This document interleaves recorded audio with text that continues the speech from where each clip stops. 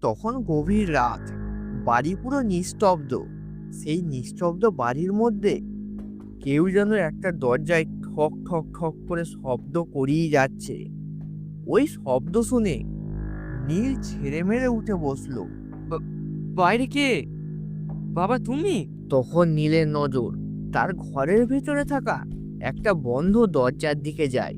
নীল তখন শুনছে সেই দরজার ভেতর থেকে যেন এখনো কেউ ঠক ঠক ঠক ঠক করে আওয়াজ করে চলেছে। কিন্তু নীল কি করবে সে কিছুই বুঝতে পারছে না। সেই দিন রাত্রিবেলাটা নীল খুব দুশ্চিন্তার মধ্যে কাটিয়ে দেয়। এবং তার পরের দিন নীল তার বাবাকে জিজ্ঞেস করলো, কিন্তু একটা বিষয় খুব দুশ্চিন্তার ছিল।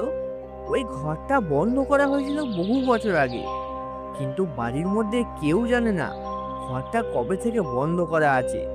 এবং ঘরটার বিষয়ে বাড়ির মধ্যে কেউ বড়রাও কিছু বলতেও চায় না। তাও পরের দিন নীল বাড়ির মালিক, তার মানে তার বাবাকে জিজ্ঞাসা করে উঠলো, বাবা, ওই দরজাটা বন্ধ আছে কেন? ওই দরজার মধ্যে কি লুকিয়ে আছে? ওটা বাবা সৌজু, ওই জিনিস নিয়ে তোকে বেশি চিন্তা করতে হবে না।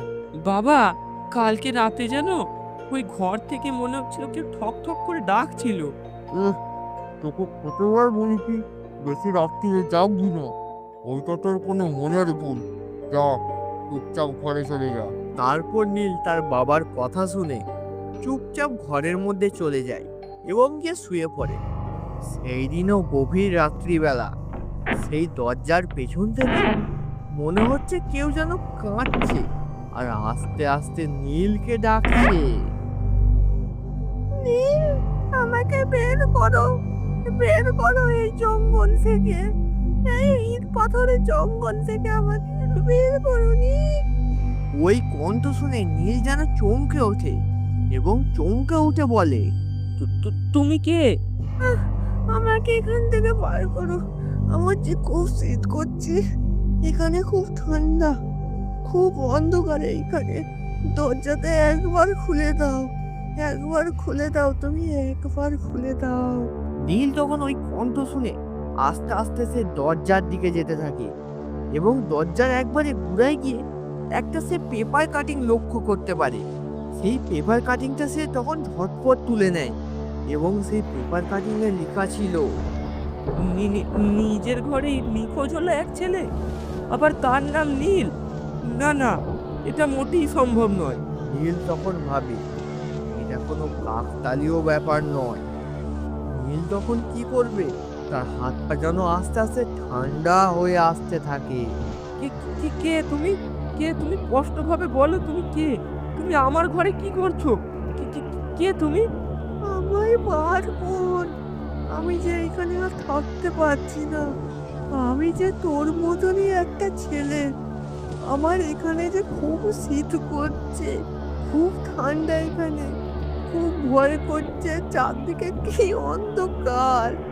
নীল, তুই আমাকে বার কর, এই বেদনা থেকে আমায় মুক্ত কর নীল, মুক্ত কর।